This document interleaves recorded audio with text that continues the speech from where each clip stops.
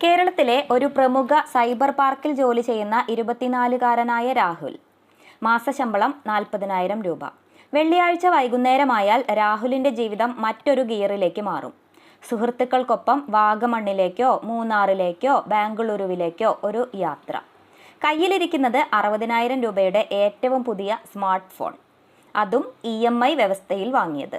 വാരാന്ത്യങ്ങളിലെ ചെലവുകൾ, online food delivery ആപ്പുകളിലൂടെയുള്ള ഓർഡറുകൾ, branded വസ്ത്രങ്ങൾ എന്നിവയെല്ലാം കഴിഞ്ഞ് മാസത്തിൻ്റെ പകുതിയാകുമ്പോൾ തന്നെ രാഹുലിൻ്റെ ബാങ്ക് അക്കൗണ്ട് കാലി. പിന്നെ അടുത്ത ശമ്പളം വരുന്നത് വരെയുള്ള കാത്തിരിപ്പാണ്. പെട്ടെന്ന് രാഹുലിൻ്റെ ബൈക്കിന് കേടുപാട് സംഭവിക്കുകയോ ഒരു ചെറിയ ആരോഗ്യ പ്രശ്നം വരികയോ ചെയ്താൽ സുഹൃത്തുക്കളോട് കടം ചോദിക്കുകയല്ലാതെ മറ്റു വഴികളില്ല. ഇതൊരു രാഹുലിൻ്റെ മാത്രം കഥയല്ല. ഇന്ന് കേരളത്തിലെ ഇടത്തരം കുടുംബങ്ങളിൽ നിന്ന് വരുന്ന ഭൂരിഭാഗം ജെൻസി യുവാക്കളുടെയും പ്രതിനിധിയാണ് അവൻ. ജീവിതം ഒന്നേയുള്ളൂ, അത് ഇപ്പോൾ ജീവിക്കാനുള്ളതാണ്. നാളെ എന്ത് സംഭവിക്കുമെന്ന് ആർക്കറിയാം എന്ന ചിന്തയാണ് ഈ തലമുറയെ നയിക്കുന്നത്. നാളെയെക്കുറിച്ച് ആശങ്കപ്പെടാതെ ഇന്നത്തെ ദിവസം പരമാവധി ആസ്വദിക്കുക എന്ന അവരുടെ മനോഭാവം പലപ്പോഴും അവരെ വലിയ സാമ്പത്തിക പ്രതിസന്ധികളിലേക്കാണ് തള്ളിവിടുന്നത്. പഴയ തലമുറയുടെ സാമ്പത്തിക പാഠങ്ങൾ വളരെ ലളിതമായിരുന്നു. ആദ്യം സമ്പാദിക്കുക, അതിൽ നിന്ന് ഒരു പങ്ക് നിക്ഷേപിക്കുക, ബാക്കിയുള്ളത് മാത്രം ചെലവാക്കുക. എന്നാൽ ഇന്നത്തെ യുവത്വത്തിൻ്റെ സാമ്പത്തിക സമവാക്യം നേരെ തിരിച്ചാണ്.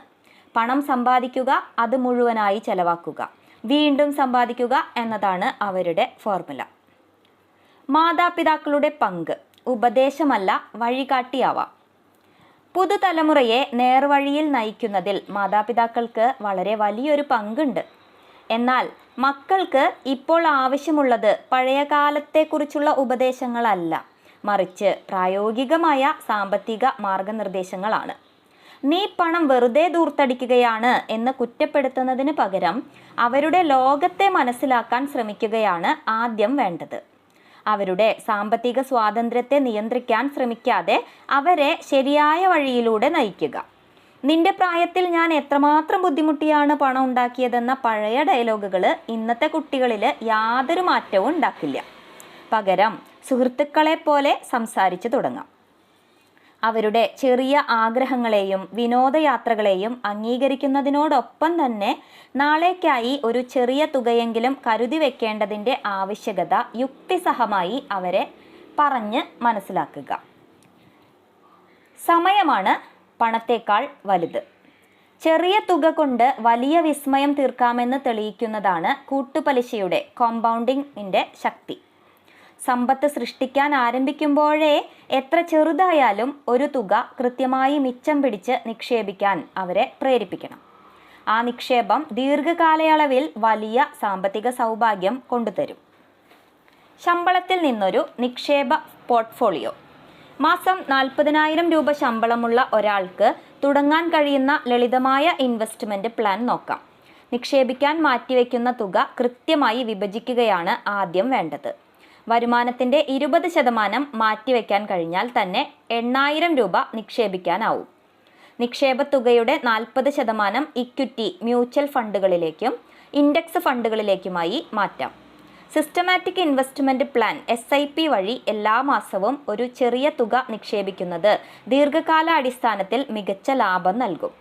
അടുത്ത 20% ഹൈബ്രിഡ് ഫണ്ടുകളിലോ ഡെപ്റ്റ് ഫണ്ടുകളിലോ നിക്ഷേപിക്കാം. ഓഹരി വിപണികളിൽ ഉണ്ടാകുന്ന പെട്ടെന്നുള്ള തകർച്ചകളിൽ നിന്ന് നിക്ഷേപത്തിന് സുരക്ഷ നൽകാൻ ഇത് സഹായിക്കും. മറ്റൊരു 20% സ്വർണത്തിൽ നിക്ഷേപിക്കുക. ഗോൾഡ് എക്സ്ചേഞ്ച് ട്രേഡഡ് ഫണ്ടുകൾ, ഗോൾഡ് ETF ഇതിന് അനുയോജ്യമാണ്. ശേഷിച്ച 20% പെട്ടെന്ന് പണമാക്കി മാറ്റാൻ കഴിയുന്ന ലിക്വിഡ് ഫണ്ടുകളിലോ ബാങ്കിലെ റെക്കറിംഗ് ഡെപ്പോസിറ്റുകളിലോ സൂക്ഷിക്കാം. നിക്ഷേപങ്ങളെല്ലാം ഓട്ടോ ഡെബിറ്റ് ആക്കുക. ശമ്പളം വരുന്ന ദിവസം തന്നെ നിക്ഷേപങ്ങൾ കൃത്യമായി നടക്കുന്നുണ്ടെന്ന് ഉറപ്പുവരുത്താൻ ഇത് സഹായിക്കും. ഇവയെല്ലാം കൂടി വർഷം ശരാശരി 12% റിട്ടേൺ നൽകിയാൽ പ്രതിമാസം 8,000 രൂപയുടെ നിക്ഷേപം വെച്ച് 22-23 വർഷങ്ങൾ കൊണ്ട് 1 കോടി രൂപ സമ്പാദിക്കാനാവും. അതായത് 22-ാം വയസ്സിൽ ജോലിക്ക് കയറുന്ന ഉടനെ നിക്ഷേപം തുടങ്ങിയാൽ 45 വയസ്സാകും മുൻപ് കോടീശ്വരനോ കോടീശ്വരിയോ ആകാം. ഇനി വരുമാനം കൂടുന്നതിനനുസരിച്ച് എല്ലാ വർഷവും നിക്ഷേപത്തുക 10% വീതമെങ്കിലും ഉയർത്തിക്കൊണ്ടിരുന്നാൽ 1 കോടിയിലേക്ക് എത്താൻ 17-18 വർഷം മതിയാവും.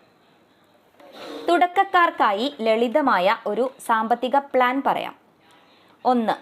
50-30-20 എന്ന ലളിതമായ നിയമം പാലിക്കാം. നിങ്ങളുടെ മാസശമ്പളത്തിൻ്റെ 50% വാടക, ഭക്ഷണം, യാത്രാ ചെലവുകൾ തുടങ്ങിയ അത്യാവശ്യ കാര്യങ്ങൾക്കായി മാറ്റിവെക്കാം. 30% ആഗ്രഹങ്ങൾക്കും യാത്രകൾക്കും വിനോദങ്ങൾക്കുമായി യാതൊരു കുറ്റബോധവുമില്ലാതെ ഉപയോഗിച്ചുള്ളൂ. എന്നാൽ ബാക്കി വരുന്ന 20% നിർബന്ധമായും മിച്ചം പിടിച്ച് നിക്ഷേപിച്ചിരിക്കണം. 2. വരുമാനം ഉണ്ടാക്കി തുടങ്ങുമ്പോൾ തന്നെ എമർജൻസി ഫണ്ട് സ്വരൂപിക്കണം. 3 മുതൽ 6 മാസം വരെയുള്ള ചെലവുകൾക്ക് തുല്യമായ തുകയാണ് ബാങ്കിൽ എമർജൻസി ഫണ്ടായി സൂക്ഷിക്കേണ്ടത്. ഇത് അത്യാവശ്യ ഘട്ടങ്ങളിൽ മാത്രമേ ഉപയോഗിക്കാവൂ. 3. ജോലി കിട്ടുമ്പോൾ തന്നെ മികച്ചൊരു ഹെൽത്ത് ഇൻഷുറൻസും അതോടൊപ്പം ഒരു ടേം ഇൻഷുറൻസും എടുക്കേണ്ടത് അത്യാവശ്യമാണ്. കുറഞ്ഞ പ്രായത്തിൽ ഇൻഷുറൻസ് എടുക്കുമ്പോൾ അടയ്ക്കേണ്ട പ്രീമിയം വളരെ കുറവായിരിക്കും. അവശ്യഘട്ടത്തിൽ അത് നൽകുന്ന സംരക്ഷണം വളരെ വലുതായിരിക്കും. 4. ക്രെഡിറ്റ് കാർഡുകൾ വളരെ ഉപയോഗപ്രദമാണ്, എങ്കിലും അത് വലിയൊരു കെണി കൂടിയാണെന്ന് മനസ്സിലാക്കണം. മാസാമാസം അടച്ചു തീർക്കാൻ കഴിയുന്ന തുക മാത്രം ക്രെഡിറ്റ് കാർഡിലൂടെ ചെലവാക്കാൻ ശീലിക്കുക. 5. ആഴ്ചയിൽ 1 ദിവസമെങ്കിലും അനാവശ്യമായി പണമൊന്നും ചെലവാക്കാത്ത നോ സ്പെൻഡ് ഡേ ആക്കാൻ നോക്കുക. ജെൻസി മക്കളെ എങ്ങനെ രക്ഷിക്കാം, കയ്യിലൊതുങ്ങാത്ത ചെലവുകളും കടക്കെണിയും എന്ന ടോപ്പിക്കിലെ ഒരു ന്യൂസ് പേപ്പറിൽ വന്ന ഭാഗമാണ് ഞാനിന്ന് പറഞ്ഞത്. എനിക്കത് വളരെ അർത്ഥവത്തായി തോന്നി. എല്ലാവരും അറിഞ്ഞിരിക്കണം, നമ്മൾ മാതാപിതാക്കളാണ് ഏറ്റവും അധികം മക്കളുടെ കാര്യത്തിൽ ശ്രദ്ധിക്കേണ്ടത്. ഇപ്പോൾ ഉള്ള മക്കളൊക്കെ ജെൻസി മക്കളാണല്ലോ. അപ്പോൾ ജെൻസി മക്കളെ എങ്ങനെ രക്ഷിക്കാം, കയ്യിലൊതുങ്ങാത്ത ചെലവുകളും കടക്കെണിയും എല്ലാത്തിനും ഒരു സൊല്യൂഷൻ എന്ന നിലയ്ക്കാണ് ഞാൻ ഈ ഒരു കാര്യം ഇവിടെ അവതരിപ്പിച്ചത്. ഉപകാരപ്രദമായി എങ്കിൽ കമൻറ്റ് ചെയ്യാം. ഓക്കെ, കമൻറ്റിലൂടെ മാത്രമേ എന്നെ കോൺടാക്റ്റ് ചെയ്യാൻ പറ്റുള്ളൂ. Okay, thank you all.